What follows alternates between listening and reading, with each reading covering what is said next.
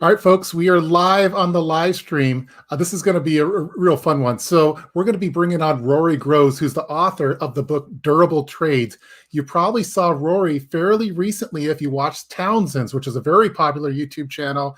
Rory has a channel and an online presence called The Grovestead. It's a learning farm and a homesteading farm. And Rory comes from a similar background as myself. He's a former software engineer and dove into homesteading and has written this book recently. So if you watch the Townsend's, which you subscribe to Townsend's, it's awesome.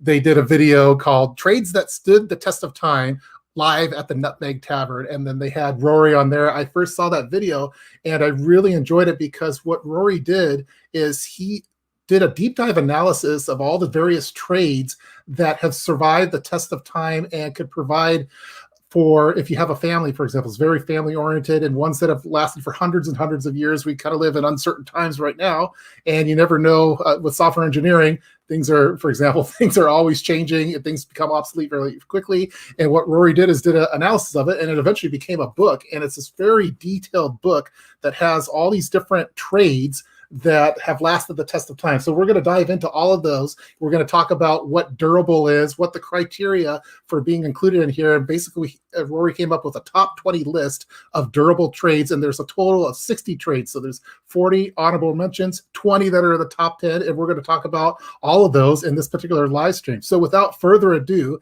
let's bring on Rory to the live stream. So there we go. So welcome to the live stream. Hi, Cliff.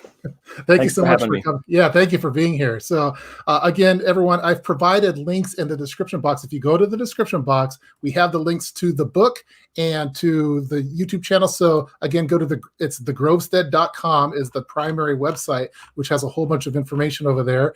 And then make sure you especially go and check out the book, Durable Trades. I have a link there. Just go to thegrovestead.com/durable trades. And then there's information there and where you can get the book at. Also, make sure that you follow the Grovestead over on Twitter, and then you could also go to the YouTube channel and subscribe to that channel as well. But the main thing that we're going to be plugging for this one is the book Durable Trades. So link is in the description box, and I'll also include it in the chat room from time to time. So let me do some quick hellos to some people really quick. And so yeah, thanks everyone for joining. We got the Prepping Penguin. It looks like an excited live stream that'll be blessed. Yep, this is going to be fun. Cat Rose says, I wonder if this is the same guy the Townsend's had on. Yes, Cat, it is. You are right, it is. That's when I first learned about it. So it looks like there's some bacon is going to be watching it for a little bit later. Prep for it. Let's say hello. And then we also have the Apex Prepper is in the background doing crowd control and everything. So this is going to be a lot of fun. So all right, there's our intro. So I thought maybe we could start off with just a little bit about your background with the Grovestead and how you came about to write this book then.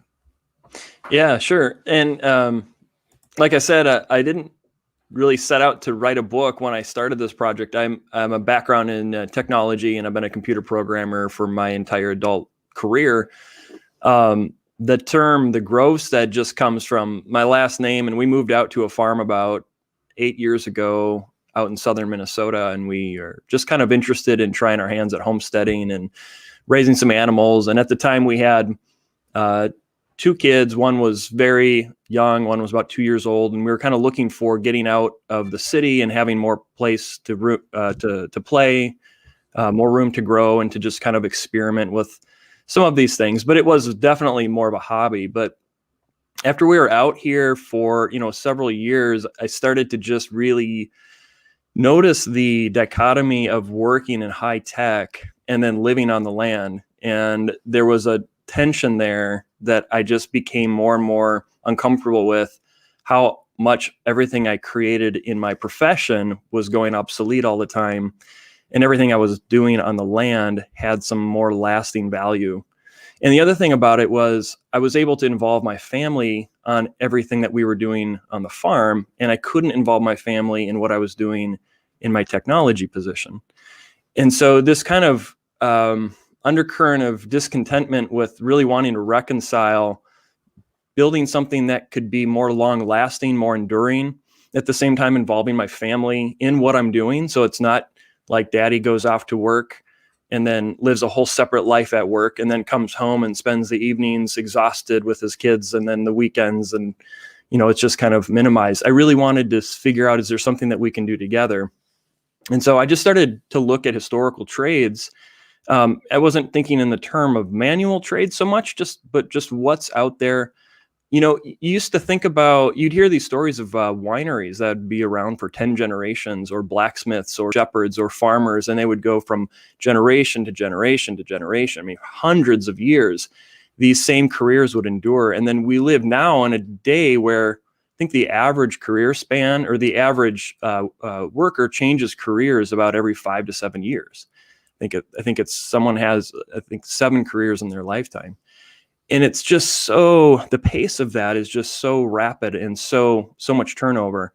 And so I just was curious at looking back at the history to see if any of those old historical trades are still available for families who want to work together, build something that will last, and still be able to provide an income. Because there's one thing about, you could have a hobby farm, but you're not going to live off of your hobby farm. You've got to actually be able to provide an income.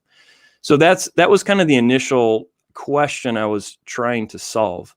And then it just kind of one thing led to another. And I realized as I started writing this, that this is really interesting. And I think some other families might benefit if I were to put it all together into a book. Yeah, for me, when I watched on the Townsend show, it really resonated with me as far as your software background, the way that you were thinking, and it aligned with a lot of the stuff that I'm doing, because I work in software engineering as well, where you're working for big corporations and you're commuting, you're at work all day long, and by the time you get home, you're, at least during normal times, you're exhausted, and then you get to see your kids for a little bit, and then go back to sleep and go back to work the next day, and it makes you really. Your question is that where you should be putting all of your energy or not, or should it be more towards home, which ideally it would be towards home. But I think it's awesome how you were able to take that first step into going this route for your family, and to also do things that I like the whole idea of just the term durable. I thought was pretty interesting, because can we talk a little bit about, for the book at least, what it means to be durable? Because I know that there's you have some certain criteria on there. We could talk about not only the 5 criteria items for durable traits, but just what is it durable then to you, sure, according to the book? So every trade listed in the book has been around since the founding of our country. That was the cutoff. And the reason I chose that, so we're talking 1790, basically, 1789, 1790. And the reason I chose that time period is because from 1790 to roughly 1840 was a period of time in American history known as the Industrial Revolution. And that has been called the most significant event in human history since the domestication of animals, from some historians. In other words, that was one of the greatest upheavals that we've ever gone through, both as a nation and as a people, as a society. And so I figured that if there were trades that existed prior to the Industrial Revolution, and they're still around today, that would, by necessity, make them very durable. It doesn't guarantee that they will be around 200 years from now. And I say that in the book. I'm not making future predictions. I'm just saying what has been the most durable. And in almost every circumstance, there's a total of 61 trades in total. And the first 20 I spotlight and do a much deeper analysis of those trades. But all of them, if they've been around since the founding of our country, they've most likely gone back for thousands of years before that as well. So, I mean, we're talking the very basic, most enduring professions of all time are in this book. Yeah, all the items and the professions that you put in here really resonated, I thought, with the whole because this is a prepper channel. I focus on urban prepping, which is the high tech, fast paced type stuff. But all the items in here, it was just like, oh, that's prepper stuff. That's prepper stuff. That's prepper stuff. Because we're talking gardening, we're talking about the craftsmanship and all of those type of things. So again, everyone. Again, link is in the description box for this, because if you're a prepper, or if you're into homesteading, or if you want to get into homesteading, it's all in here, and it really breaks it down into multiple criterias that were for each of them. And I love that it reads almost like let me see if I can change my angle really quick. So you can see full screen. There we go. So for me, I could totally tell that you come from a software background, because the way that this book is structured, it looks like a really nice, Confluence wiki that has all the facts and figures and percentages, and then you have bar diagrams at the bottom. And it looks, I said offline, how it looks like the Transformer scorecard, like at the back where you see Optimus Prime or Ironhide or whoever it is, with a percentage of where it is based off of the 5 criteria items. So I thought maybe we could talk about those 5 criteria items, or what are the 5 things that you use to rank all of these various durable trades? Yeah, sure. So when I got the list of what was around in 1790 and what's still around today, I looked at like how I wanted to rank them, because I wanted to not just find out what survived, but what was the most durable. And for me, this was a big reason for writing or for researching, was what is the most family centered, what affords the most opportunity for families who want to work together. And so I created this criteria. I basically created a massive spreadsheet, and I just started drilling down into questions about these trades. For example, how historically durable, historical stability. That's the number one. How much has this trade changed over time? Changed tooling, changed to clientele. How has it become so mechanized that it doesn't resemble the original trade anymore, or is it more or less the same as it used to be? Then resiliency was another factor. How does it handle temporary shocks? Like recessions and depressions. Does it bounce back quickly out of those, or does that really put a huge dent in that profession for a time? And look at things of like the geography. Does it require an international, global supply chain, or can it be sourced? The materials to perform that trade can be sourced locally. And same thing goes with the clientele. Do you need a national or international audience to support what you're doing, or can one town provide subsistence for you for your profession? And then it moves on. The third criteria is family centeredness. This is what I've talked about already. Is there opportunities for children to work in the trade, for elderly people to work in the trade? Does it complement men and women and give them both options to work inside the trade? Is it offer an opportunity to work from home? Obviously, everyone used to be a home-based business. I mean, unless you worked in the government, for most of human history, people were farmers. They worked on their lands. They had very small artisanal shops that were also their homes. And so that was the third criteria. And there's underneath each of these, there's a lot more details that I won't go into here, but it's in the book if you want to look it up. Fourth one was income. So interestingly, income is just 1/5 of the total score. Makes up 20% of the total score. Most professional type career guides are going to highlight how much money you can make from a given trade. But to me, I wasn't interested in that. I wanted to know what was going to be around after a while. And if we're going to, spend 20 years of the rest of my life, building this family-centered economy, I didn't want it to just go away, with the next robotic automation. So income I needed to be able to make a living, but it wasn't the number one goal for me. And then finally, the last thing is barriers to entry or ease of entry. What kind of regulations are required to start this profession? How much startup capital does it need? How high of education and things like that.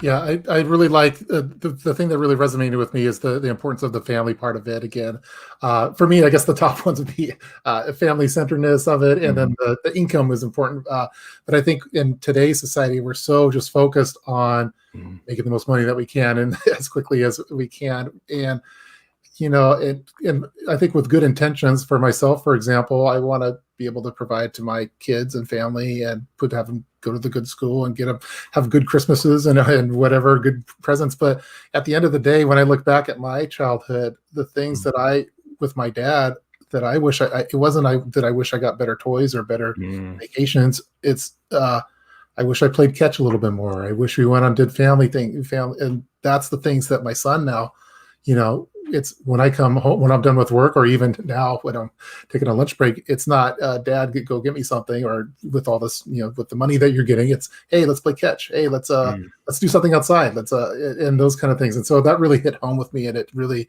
was something that I was like, man, I gotta talk to Rory because he knows what to do. But before diving in a little bit more of the book, Can you talk about that first step? Because when I look at the website, it says that it was established in 2012. Is that when you kind of made the switch from going full-time software engineer to more of the homestead lifestyle then? So it's been about 8 years or so? Or? That's when we moved out to this farm. Yeah. And I guess you could say that's when we started. The transition is ongoing, and part of writing this book was to figure out, what are we going to do here? What are we going to do that's going to involve our family and that's going to last? And so that is an ongoing thing. And we've obviously been working on a number of different projects. We raise livestock here, so we grass-fed lamb, and we sell pastured poultry. We raise hogs and rabbits and, I don't know, goats. My wife milks goats in the spring, and then she makes goat milk soap. Yeah, there's some of that stuff there. We tap our maple trees, and it kind of transitioned, I'd say, over the last 2 to 3 years into actually trying to make a livelihood out of it. Yeah. Up until that time, we were mostly just trying to learn some new skills. And by the way, I mean, we are not experts at this by any stretch. We just are enjoying the process of learning about some of these traditional skills, which, as you highlighted, there's a lot of overlap with prepping in this, but that's because prepping is concerned with really durable skills and having basic skills that you can rely on in uncertain times. But that's how all of our ancestors always lived. Yeah, and another part of the book where there's heavy focus on the Industrial Revolution then, as far as that being a kind of a pivotal point where it was, trying to get things out there cheaply and swiftly as possible. And it seems like we're at a time now in today's society where things are going towards automation and towards artificial intelligence and all those kind of things. So it seems like all the stuff that's in this particular book, again, link in the description, everyone, it resonates really hard, at least for me, because it feels like it's almost like a secondary industrial revolution, maybe an AI revolution, I guess. Yeah, certainly. I mean, yeah, I guess you could call it that, AI revolution. There's several studies that I cite in the book. They're looking at in complete upheaval in the workforce over the next decade. One study expects there to be 800 million jobs lost or turned over in the next decade, including up to a third of the American workforce. And I think, and I go into some of that, a lot of people have said, well, you're or might think, you're crying wolf. People have always complained about invention, and upheaval and things like that. But there really is something different about this coming robotic and artificial intelligence revolution, in that it's really impacting another level of society that heretofore was not the mainstay of society. So when the machines came in the Industrial Revolution and pushed the artisans out of their shops, this was not the great majority of society. Now we're looking at robots taking over the jobs of the great majority of society. And so there's going to be a lot of self-reflection that needs to happen in terms of, what am I doing? Just because I'm working a white-collar job doesn't mean that I'm not susceptible for that job to be taken over, because now software is taking over the jobs of lawyers even. And so there's a lot of things that are going to be happening very soon. And it's worth considering that just because a job is high paid, or just because a job is in an office or deals with computers, does not necessarily mean that you won't be affected by this revolution. Yeah, and we talked yesterday briefly about this, but as far as the job that I'm in, any kind of software engineering job, I mean, how much longer is it going to take before AI could write the programs for you? So, and the part of the job that I think that's allowed me to keep my jobs, or at least get the jobs that I've had in my career, has been more of the interpersonal communication type things, which it's not fun to talk to robots. We have anyone that's called a phone line that has automated service.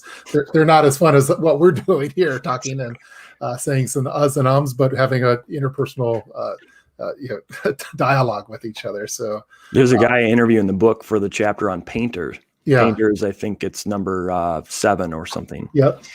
And he used to be a director level for a corporation, and he actually quit his job to become a professional exterior custom painter. He had some experience of that prior to when he was growing up, and he decided that after he had enough of the keyboards and the office life, he wanted to be with his family and he wanted to have more control over his destiny. And so he went into business as a professional painter. And not only does he make more money than he used to in his director level job, but he's at home more. His wife has joined him in the business. He's looking forward to training his kids up into the business. And one of the things that he told me when I was interviewing him is that his brother works for a government contractor on advanced weapons systems. And his brother was relaying to him, he's genuinely concerned about AI taking over his job someday. And he was saying, I kind of envy you in your position because I don't see robots taking over custom exterior painting anytime soon. Yeah. So that's just a very clear example of those really, really high-tech, super advanced professions are not necessarily going to be as durable. And we saw that. I'll also mention this.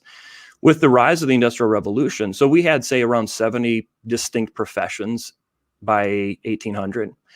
And over the course, today we have roughly 30,000. So you're seeing an extreme explosion of new professions over the last 200 years. But almost all of those professions that were spawned from the Industrial Revolution were also destroyed by the Industrial Revolution. And it's so interesting to see that some of these professions that are still around, many of them were destroyed as well, but the ones that are still around were the ones that were around before the Industrial Revolution. Yeah. And I was just taking some of the ordering of them. I was a little surprised at because like midwifery was a little higher than what I thought it was going to be in the book. But yeah, the painter was number 7. It looks like historical stability, 88%, resiliency, 71%, family centeredness, 56%, income, 80%, and ease of entry was 94%. How did you come up with the exact numbers for each one of those type of criteria then? For each of the 5 criteria, there are basically subcomponents of each of those criteria, and I just objectified all of the information. So I had certain questions that I was asking. For example, under ease of entry, startup capital is a huge component of that. How much, does some profession like opening a mine, is that you're going to have $5 million of capital, or becoming a banker? Some of those things are out of reach for most, but not everyone. So if something required an incredible amount of capital to start up, it got a lower score in that category. And so in the very back of the book, in the appendix, I break it all out in terms of how the categories are determined and there's the listing of the percentage for every category. And then I think after that page, there is a actual breakdown of the criteria, or is that? Yeah, there's the criteria where I have weighted averages for each of the things. Yeah. So. Awesome. I wanted to get a couple of I want to start bringing in a lot of the folks from the chat room. A lot of people are saying hi, talking to friends. And so, and I knew that this particular comment was going to come up. And this is from the GD Bacon. I'm wondering if the oldest profession. No, the oldest profession is not there. It didn't meet the family-friendly criteria. Family-friendly did not make it. Family-friendly, it did not make it. So sorry about that. But I knew that was going to come up. Yeah. It's not the first. Believe me, it's not the first. Yeah. Here's thank you for the super chat on this one. This is from, again, how much does the human touch factor into trades? This human touch. So. Yeah, is that in terms of relational, or would that be in relation to hands-on? I mean, all of this is hands-on. I mean, all of it. There was no machine automation prior to, I guess you could say the moldboard plow for farming. But I mean, aside from small farming implements, all of it was hands-on. So I'm just going to go rapid fire through some of the chat. Yeah, go for it. Catch up on it really quick. Some of them are comments. Some of them are specific questions. So let's see. Some of the jobs could be side gigs. Yes, definitely. In fact, let me talk to that really quick. On the side gigs, one of the key in the 3rd chapter of the book, I go over the factors to success. So all the people that I interviewed and researched, what determines with a particular business in that trade is successful. You can have a number of businesses. Some can be successful, some cannot be. And one of the key criteria that I saw was practicing multiple overlapping trades. And so we have a lot of examples throughout history where people would be, well, the obvious one is farmers and shepherds. They're both taking care of animals and they're planting crops. But there's also things like woodworkers are also carpenters. We had Benjamin Franklin, who was a publisher and an author and a statesman. George Washington was a statesman, of course. He was also a soldier. And he was an arborist. He kept an orchard. So there's a number of different ways in which, if you can practice trades that overlap, they could be side gigs. In fact, that's how we're starting. I don't have a full-time farm-based business, but that's where I hope to go with this. Yeah. I'm still doing technology consulting part-time to help get me to a future position where I can hopefully be fully off the farm. Awesome. Very cool. There's some more just random comments here. This is from Tony. Learn skills, use them or lose them. We got agreed, get a trade. This is from the Apex Prepper question. What is your favorite family durable trade and how different is it from your favorite durable trade? That's I think they're one and the same, which is shepherd. Yeah. No, it's the one that landed on the top because it's the one that has the most sustainability over time. You're providing food, and you're also the entry to that is fairly low if you have somewhere to farm, and you actually don't need that much space for our animals. Yeah. You can involve children from the youngest of ages. My 8-year-old collects the eggs from the chickens. My 10-year-old does all the animal chores with our sheep and our goats every morning and every evening. I do the hay baling with the tractor, but he helps me load the bales. My wife is involved with all of this stuff too. She's milking the goats. So there's so many things with animals that are the most family friendly, but also farming itself is farming and shepherding were the most family friendly trades. Too, yeah. Mm-hmm. I like how you have them organized as far as the title of it, shepherd, but that includes rancher, livestock farmer. Yeah. So when I say shepherd, I just mean animal husbandry. I just picked like the term the historical term that it would have been called, basically in 1800. Yeah. Yeah. That was a really cool. I just like it. I loved how you had that for that. So let's see. Someone's talking about breeding dogs would be a good family side. Excellent. Very good idea too. Yeah. Any kind of animal, purebred animal breeding right now is a good line to get into. Yeah. Well, we have purebred Italian greyhounds and they're AKC, and one of ours is a big show dog, and nice. we're like to breed her. She's getting matched up with her boyfriend right now, but let's see. This is another one. Let's see. We can't allow our jobs to be taken away. It'll be man versus machine. That's definitely Terminator. Movie. Let's see. Rory, this is from Amy Fresh. Rory, in your research, was there a specific trade that you started to gravitate towards that you hadn't previously considered? Great question. Amy always has great questions. So. Yeah, good question, Amy. Yes, I discovered this trade called tutor.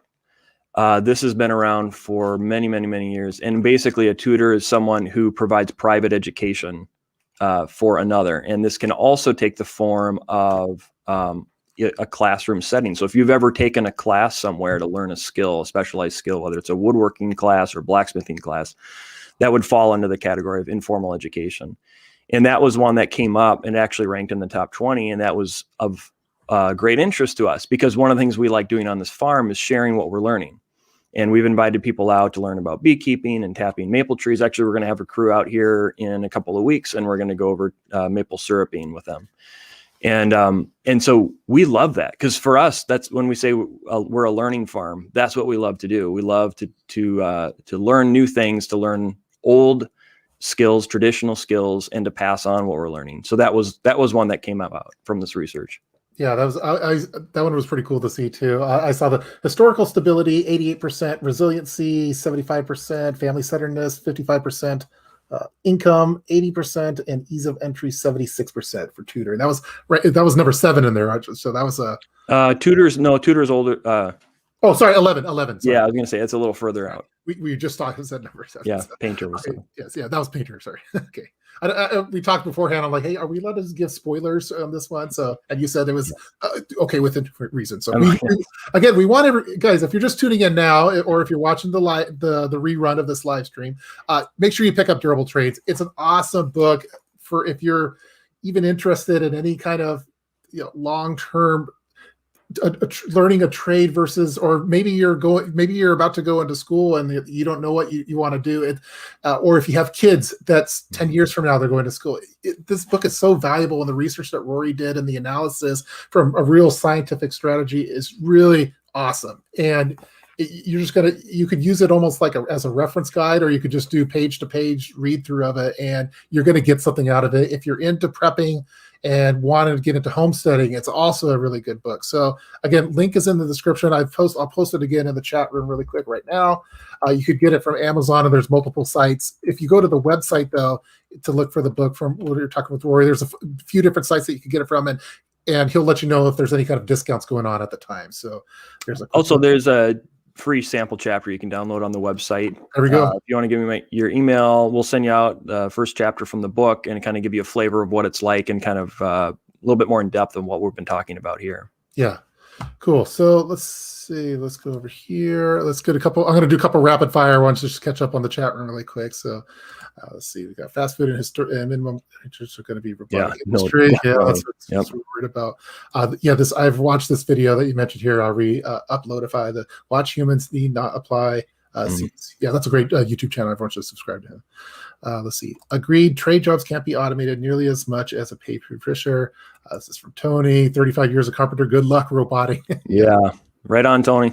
The guy I interviewed for the book is a 5th generation carpenter, and I mean, there are things that you just you can't teach in a classroom. You have to be mentored and apprenticed into it. Yeah, it's amazing. We just bought our home. We were renters for a long time, and we bought it in 2017. And my dad didn't know any of this kind of stuff, and I'm just now trying to learn these kind of trades, fixing the sink or the plumbing. And my wife wishes I was a lot better at these kind of things. But it's really cool to see someone that knows a trade like that. Carpenters or mace people that do concrete cutting or whatever. There's all sorts of drywallers. The drywalling was one of those ones where we got the house and we needed to do some drywall work. I'm like, oh, that's easy. I could do that. Let me watch a YouTube video, and it's just a bunch of mud, but it's like a certain skill, and it was tough, and I screwed it up, and I'm like, I got to call a professional, and I don't see how some Terminator robot's going to do drywalling anytime soon. So and I think to the point about specialized white collar jobs, part of the reason why you get robots involved in the first place is to save money, right? I mean, it's really, and the R&D to create a robot to take over a profession is incredible, and there's got to be a huge payoff before they're going to put in the R&D to create that robot. So unless it's something that's really low-hanging fruit in some kind of repetitive trade, and most of those have already been, the easy ones have already been automated. They're going to go after the high-paying jobs, because that's the ones that you are going to save the most money if you get a robot to replace, or software. It doesn't even have to be a physical robot. It can be software. Yeah, and that's what we do in software engineering, and all the jobs that I've had, is that if we're doing some kind of manual test that goes over and over again, okay, we want to, and if it's automatable, we're going to automate it. So we could do focus our attention on other things. So it seems the same thing with jobs. So, it looks like Bacon kind of clarified. To clarify the question, professions such as waiters, bartenders, barbers, etc., humans will still want the human element, I believe. Okay. Well, a huge emphasis in the book is looking at what happened with the Industrial Revolution, in the sense that it pursues efficiency over human relationships.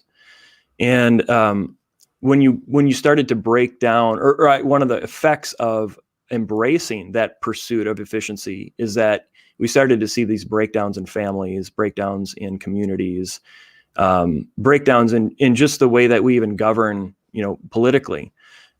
So what historically you would see with these trades is you'd see not only the skill sets itself being passed down from one generation to the next, but the relationships around those trades.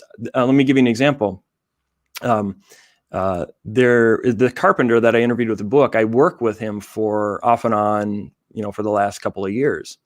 And that's simply because I want to learn more. And we were on a job site and remodeling a house one day, and an electrician came by to do the wiring that he had hired to bring him in. And I asked him, I said, how long have you guys been working together? And it turned out that actually this electrician's dad was also an electrician who worked with Nate. Nate's the carpenter. He worked with Nate's dad. So literally, this had been a 2-generation vendor relationship. And I just asked him, how does he decide whether he's going to work with one vendor or the next? And he just works with one guy. He pays him what he asks. He trusts him. I mean, there's a relationship that's built there on trust that you can't replace that easily.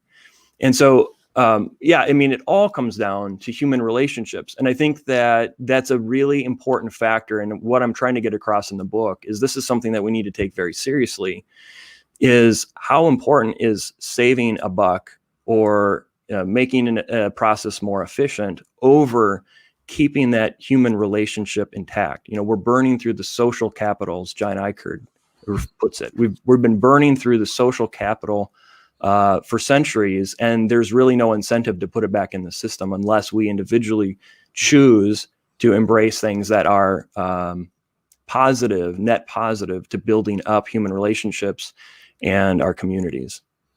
Yeah, that's awesome. And I know we talked about this before going live, but as far as we were talking about the job that I have, it's not something that my family's involved in at all. It's a lot of the jobs today. It feels like we're a bunch of individuals doing our thing, our career path, but working in engineering, it's not like I'm bringing up my son in the career of engineering or my daughter or my wife's involvement, but they're much more involved in my YouTube channel than with my day job. And you kind of mentioned that we talked a little bit about the whole idea of being individuals kind of taken away from the whole family aspect of a career and passing down something from one generation to the next, which is why this book is so resonated so much with me, because I want to strive to be more like this, what I should be according to this. So.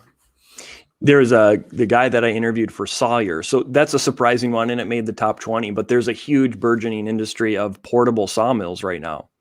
And you can buy a wood miser for, $5,000 on the very low end to a lot more than that. And you can tow a lumber mill to the site and cut lumber at a pretty lucrative price for people who are interested in having their own lumber milled for building or for furniture for whatever reason. So there's a whole industry there. And this guy that is a sawyer I talked to, he was a computer programmer like myself. So we had in like you, Cliff, and we had a parallel experience there. And he said he got his start in sawmilling when he was building his own cabin up in Wisconsin. And he was tearing apart an old one-room schoolhouse and was going to be replacing the paneling. When he took off one of the boards, he saw scribbled in on the wall was the signature of the man who built the first building. And it was dated some 100 years ago. And he thought to himself at that moment, when I write a piece of code, that's him. John Kalitzky. John Kalitzky. Yeah, that's him. Computer programmer and CTO of high-tech startup. Yep. He's got a great write-up. And really quick, let me interject that the top 20 of the trades all have a profile to go along with them. So you can kind of get an idea of what a day in the life would be like. Yeah. So this guy, he said, when I write some code, it's already obsolete by the time it hits the hard drive. This guy has been building this cabin and it's 100 years old and it's still standing today. And in all likelihood, it'll be standing long after I'm dead. And that kind of awakening really struck him. And like, what am I doing? What am I putting my life into in terms of things that can just go obsolete so quickly? And so anyway, that's an interesting totally confirmation of that. It's very frustrating from working in software, just how quickly the stuff that you're working on becomes stale or obsolete within sometimes in a matter of months to some document that I worked on or a program. I'm going to try to catch up a little bit on the chat room. So again, if you're just tuning in now to the live stream, we're talking to Rory Groves, and author of the book Durable Trades. There are links in the description box. Go over and check it out. If you have buyer's doubt if you haven't been sold yet on it, just go over here and you could read a sample chapter, put your name, email, and you get that. Otherwise, just go and buy it. Trust me on this one. If you want a recommendation, it has a Urban Prepper recommended, and just go and pick it up for wherever it is. You could get some family coupon codes, and there's additional information here. So there's multiple places that you could buy it. Again, we're talking with Rory Groves about the book Durable Trades, which are jobs that could survive the test of time. So, so if you're just tuning in now, welcome to the live stream. If you're watching this in the year 2025, hopefully the robots haven't replaced the YouTube channel. So, okay. Yeah, hopefully the robots are good at entertaining. So let's I'm gonna do a couple rapid fire just to make sure I get caught up. Being an electrician has afforded me the opportunity to start a homestead. That's awesome. All right. Let's see, this is coastal forum, one of maritime trades careers, tend to be Midwest farmers. Yeah. Let's see, do your goats and sheep live together? I actually they live right next to each other. They're in separate pens but in the same barn. Okay. That's okay. So Cat Rose, my last job I learned from doing it. Yeah, I got my job. The stuff that I'm doing on my job is nothing that I learned at school. I learned through the School of Hard Knocks and sucking at things for a while. I saw a previous question about maritime. Yeah. Yes. There are. I mean, there are fisherman is in there. Shipwright is in there. There are a number of, if it was around in 1800 and it's still around today, it's in the book. Yeah. Let's see. This is great. Man, there's so many good questions. I want to make sure I get the really, really good ones. And Amy always has good questions. So Amy, another good question. Do you have advice for the teen generation that has grown up in a society that glamorizes tech and material things that may not see the value in trades? That's from commenter superstar Amy Fresh. Yeah, I mean, I guess my advice would be to get them exposed to tangible, hands-on activities, get them away from the video game consoles, get them into a wood shop and teach them some woodworking skills. And just as much exposure. I mean, you can't persuade anyone to do something that they're not going to want to do, but I'd say if you can get them exposed to working with animals or to farming or to building something. I mean, my son is 10. I can't keep him away from the workshop. All he wants to do is go out and build. And he's cutting down saplings and building shanties in the woods. And it's just all a kid wants to do. It's so much more enticing than anything that would be on television or a video game. And so I would just say, as a parent, just as much exposure as possible to as broad a spectrum of things. Gardening, getting them all of these different experiences as a contrast, as an option for them before they decide which direction they want to go. Awesome. Cool. Sorry, I was looking at a couple things coming in there too. So let's see. This is what's kind of similar to it, but what could be done to help the next generation into considering an apprenticeship rather than following the college debt route? That was one of the ones that I wanted to ask that question. So, because I have a son that he's 10 years old, he's going to be 11. He'll be going to college at some point, or should he go more towards apprenticeship or go to a trade? What do you think about this as far as the next generation? Considering, I also don't want my son to get in six figures debt. Yeah. Completely. I mean, I completely agree. A lot of us have been sold a bill of lies for a long time that all you need to do is get good grades in school, find a good college, get a degree, and then everything will work out for you. You'll have a great job. You'll have all this income. You have all this money automatically. Like it's some kind of just conveyor belt or factory that you can expect, put these inputs in and expect these outputs out. But we all know that doesn't really work out that way. And I can't tell you the number of people that have sat in our living room and said, we wish so bad that we could move out to the country and buy a farm and do these things, but we can't because we're saddled with college debt and they're working jobs and they're barely able to make ends meet. And it's really tragic. They said, I wish someone would have told us. I've had that exact conversation with multiple families. And they said, I wish someone would have told us there was another way. There was another option.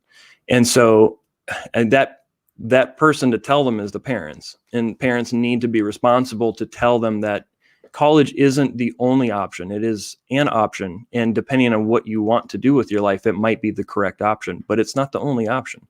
There's a lot of other things out there. And I think, and I talk about this in the book too, there's this kind of stigma around the trades, like they're for people who are uneducated or ignorant or low paying, and a lot of that stuff is just total hogwash. Some of the most successful and I would say well off people that I know are working in the trades and they're making a lot of money. And by the way, right now, anyone working in the construction industry has a year's worth of work lined up. I mean, not necessarily that much, but they are highly, highly in demand, making more money than I ever did as a computer programmer. So there's a lot of myths out there around the trades. And again, I would say it's really up to the parents. I don't know as a generation what you can do if the parents aren't going to be training their kids in the way that they should go. So that needs to start with the parents that really understand this. And then that, and like I was saying before, getting them exposed at a young age. Labor laws in this country prevent anyone from working until the age of 14, unless it's in a family business. And so I think it's really a great way if you can start something on the side, even if it's just not really making a huge amount of income, but it's just going through the process of starting a business, creating, growing some strawberries, selling it at a roadside stand, getting some experience and some exposure with those kids early. Don't wait till they're 14, 15, 16 years old to start teaching them about work. Start them when they're 8. Historically, families depended on their children, and their children could work. They were able to do these kinds of things. You don't have to wait until you're done with college before you start to work. Yeah, I think my grandparents, when they were kids, their parents, they had many kids because they would work on whatever the family business is, whether there's making shoes or on the farm or whatever. So, and we've definitely gotten away from that as society. So, I'm going to try to catch up on the chat room really quick. So again, thank you everyone for this. That's so active in the chat. There's a lot of great questions. If I miss any of them and you really want to have it answered, if you could leave a comment at the end of this live stream, I'll try to, I don't know if I can answer it, but I'll do my best. I'll reference the book. Please turn to page 47, paragraph 3. Otherwise, maybe Rory might be able to answer it. But there was one, you had a funny photo on the book as far as the butchery where you were processing a cow, it looked like. Was that the first time that you did that, or was that? Yeah, I work part-time as a butcher for the local meat locker in the town next to us, where we take our sheep and goats and hogs, and partially for research for the book, and also for I didn't know the first thing about butchering, and we raise animals, and I wanted to learn more about what goes into all of that. So I got a firsthand experience and learned quite a lot. And I'm not anywhere near proficient on my own to do it, but I have a good handle on the whole process now. Yeah, I want to see if I can find that photo. There it is. It's the top posts. Actually, yeah, go to the scroll at the very bottom, and then it's the top number one. That's the one. That was a really cool photo. You're like, there that's me. They had me cleaning hanging sides of beef. That was pretty much what I did for the slaughter days. And then on a different day that I came in, we would butcher chickens, but they had the room reconfigured for chickens, and we would process somewhere around 800 to 1,000 chickens in one day. It was quite the experience. Sorry for any vegans. And that was a small, by the way, that was a small shop. I mean, they're a small local. They're not even a federal, an equal to butcher shop. So they're just a small time. Awesome. So let me see. It's hard to read all the chats and get all the right screens going. We're doing our best, though. I think we're doing pretty good. Butcher is one of the top. I think it's number 16. So it made the top 20. Okay, let's see. They're talking about my dad could fix anything and taught me a lot of different. And that was one thing. My dad couldn't fix anything and didn't teach me. So I had the exact opposite. Just order your book, Rory. Looking forward to reading it. Awesome. Thank you, everyone. Make sure buy the book. Just do it. I have a link in the description box for it. Just get it. Is there any chance of an audiobook coming out of it, or audio version, like an Audible? There's nothing in the works at the moment, but it's something that we have been getting some requests for. So I always like when I'm driving, I always like listening to yes. That's my thing.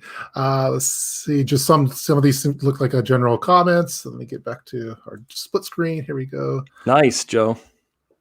Custom shelves. That's awesome. I wish I could do that too. Let's see. I used to be passionate about computer programming back when Rory and I started at tech companies. That must be a friend. An old pal of mine, and he keeps me honest. Good. Yeah. It's so cool. So let's see. Being a mechanic and someone that has worked a variety of construction has given me out of the box thinking skills, which many the creativity required to being a business owner. This would be the case in everything. I mean, I bet that you would say this is true, Cliff, with your YouTube channel. it takes a tremendous amount of mental energy to figure things out, to relate and to build an audience, to do your own marketing, your own customer relationships, your own service. Those are skills that you don't get them when you're just getting delivered out of college into a very specialized skill set type of a job. They just don't come with that.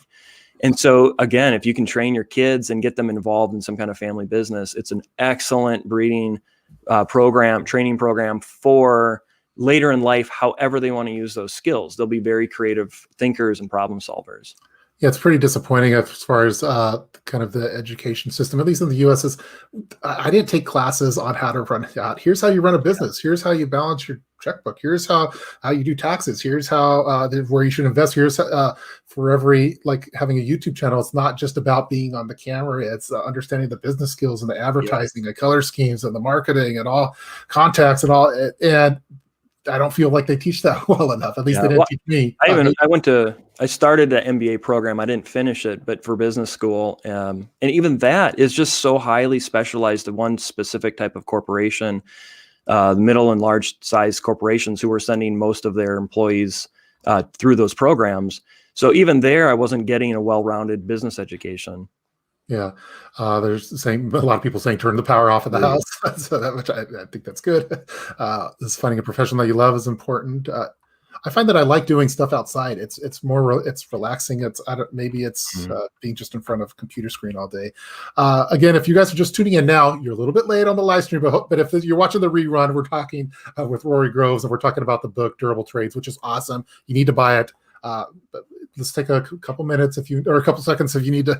I'll stop for a little bit and look at some of the chat. Let's see. The happiest people that I know and the best relationship I have are in trade. Being in a trade, we all work together and do really well compared to my friends that went to college and still don't work for what their major was and paying it off. I know so many people that their job is not what their major was. I think that's probably the norm. Yeah. How often do you think people move from a job to their side gigs? That's Prepper Book Club. I don't know. I mean, I've always, as long as I've been employed, I've always had some kind of side gig going because I've always tried to be exploring another option out there.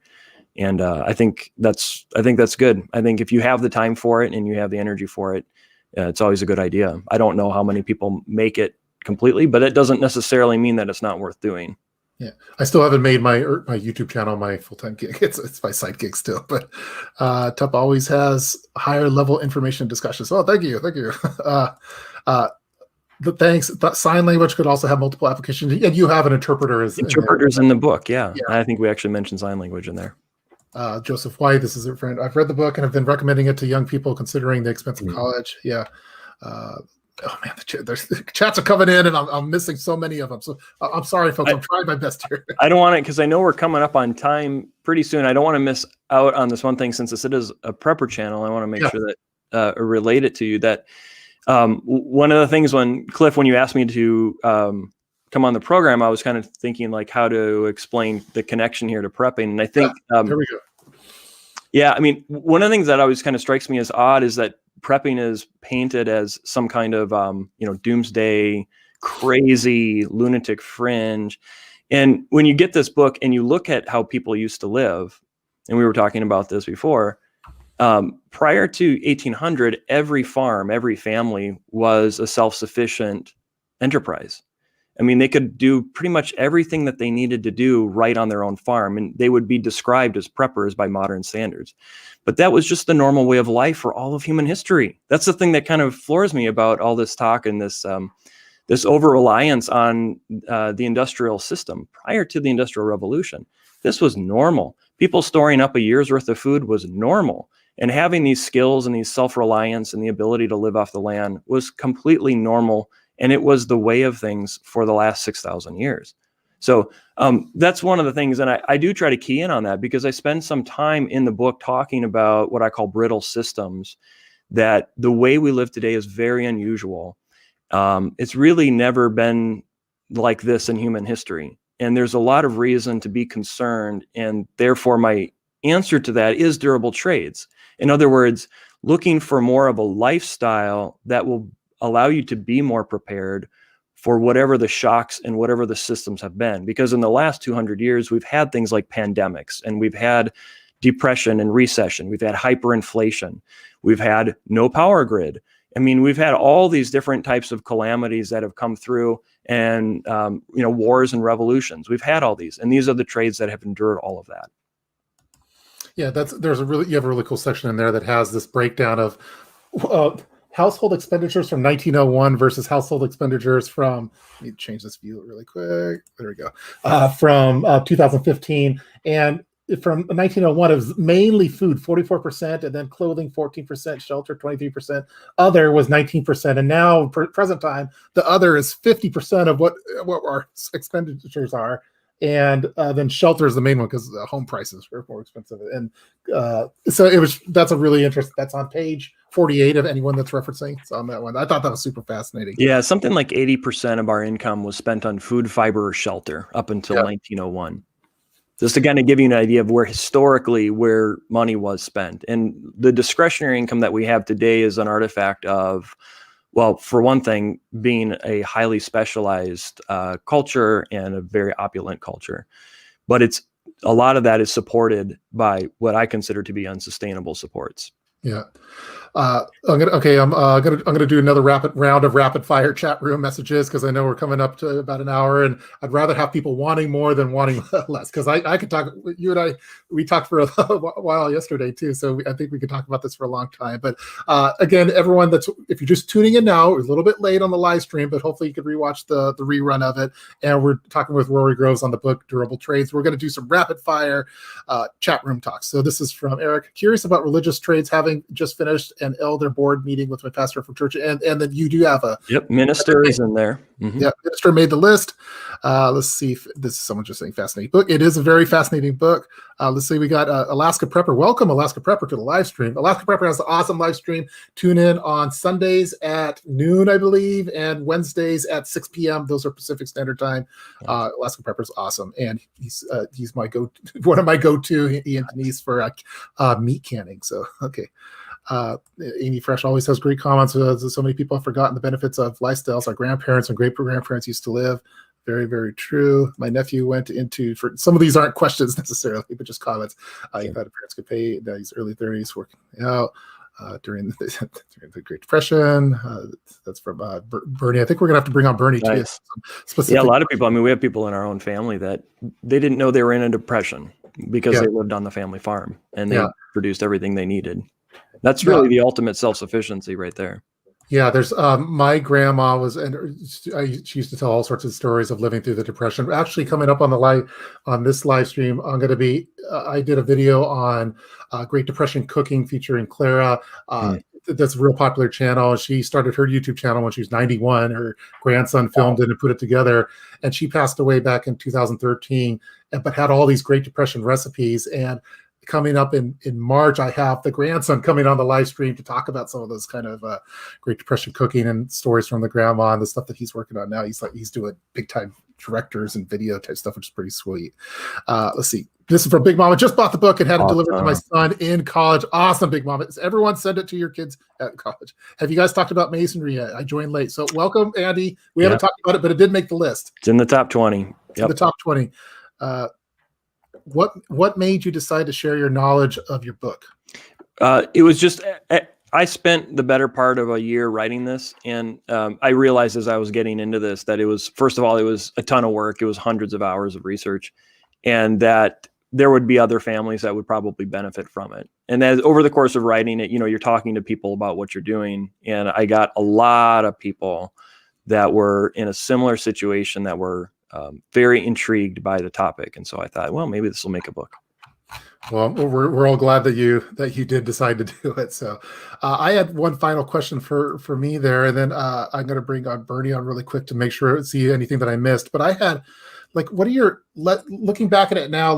If you had to start over from scratch, or if you're about to go, knowing what you know now from the research that you've done that's been included in this book, if you could do it over again, would you go down the same route of the software engineering and then move towards the homestead, or would you go to a particular trade that you have listed in here?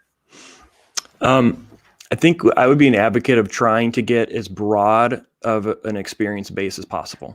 I'd want to learn the basics of how to grow your own food, how to live off the land, how to work some basic construction skills. I would want to know what my great-grandparents knew and practiced. And starting from that base, then maybe I would look into what's available to me, what suits me, what am I interested in the modern selection of jobs that are out there. Knowing what I know now after having worked in high tech for most of my career and kind of experienced from that direction, right now I'm going as hard as I can into the self-sufficiency types of skills and skill sets, and learning about what's going to be durable is a lot more important to me than what is going to be lucrative. Awesome.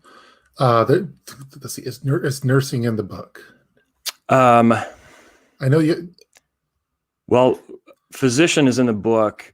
I don't think, and then midwife is in the book. Yeah, midwifery was number 3. It was one of the higher paying ones, harder to get into.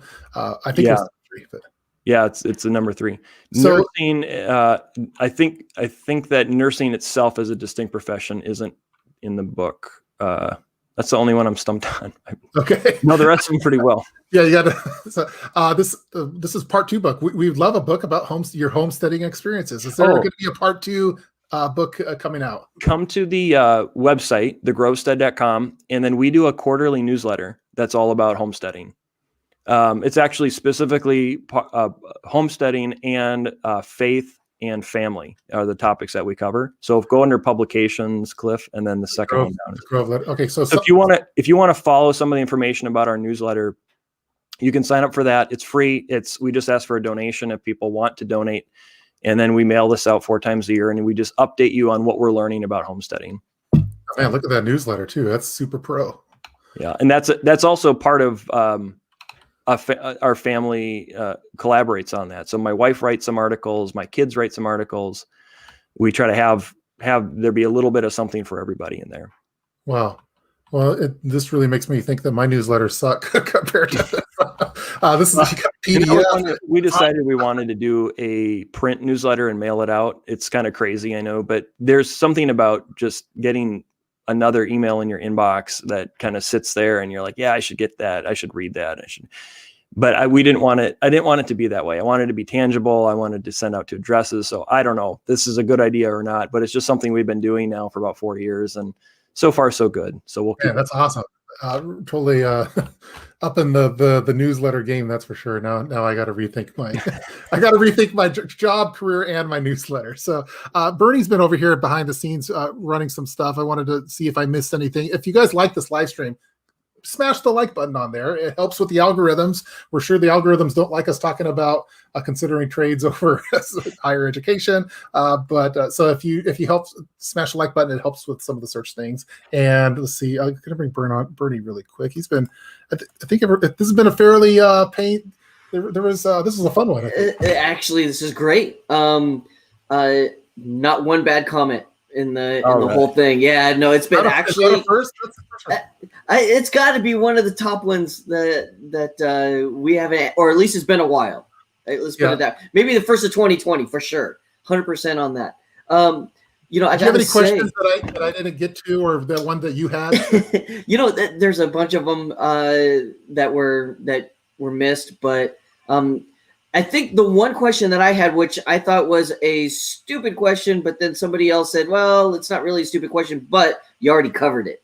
Okay. And the question I had was, well, what about services that may be considered trades or vice versa? Meaning, like, how about coaches or teachers and stuff? But then it got brought up that you brought up tutors, and does that fall under that category?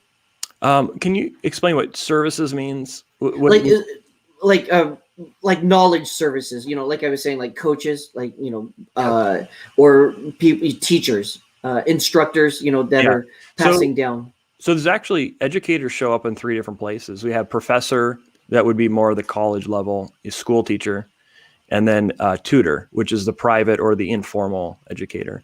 Okay. Is that That's exactly what I was looking for, and I didn't even think about how it could be in multiple areas. So that's fantastic. Most of the sections over here have the way that he has listed out. Like for tutor, it says private instructor coach, and then for all of them, it's really cool how you bundle them together, and the name that's selected is like the classic name. That's a good way to put it. It's the classic name for that, but it might have a different name today. Yeah.